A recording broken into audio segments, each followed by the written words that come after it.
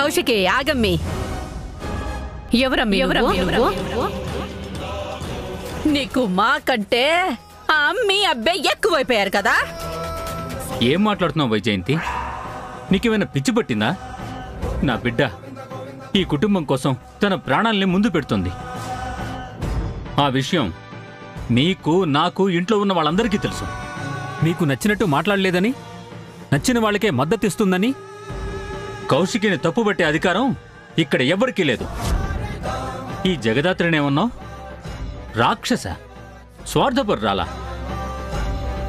జగదాత్రి గుణాన్ని కాని నిజాయితీని కాని ప్రశ్నించే హక్కు మీ ఎవ్వరికీ లేదు. ఈ ఇంట్లో ఉండనిచ్చి 4 ముద్దులు భోజనం పెట్టిందానికి ఈ ఇంటికి కష్టం రాకుండా కాపరయింది.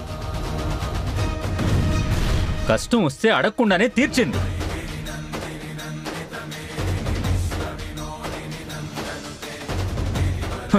మన జోలికి ఎవరొచ్చినా కాళికాదేవిలా వాళ్ళ మీద విరుచుకుపడింది.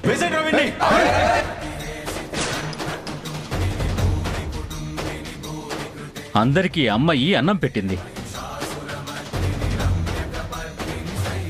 మన ఎవ్వరికీ కనిపించని కౌశికి కన్నీటిని తుడిచింది. ఇన్ని చేసిన ఆ అమ్మాయికి మనం ఏమిచ్చాం? భరించలేని బాధని, మోయలేని మాటల్ని, తట్టుకోలేని అవమానాల్ని.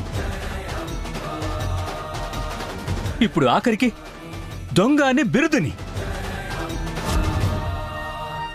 మీలో ఏ ఒక్కరికి మనస్సాక్షి ఉన్నా కౌశికిని కాని జగదాత్రిని కాని వేలెత్తి చూపరు.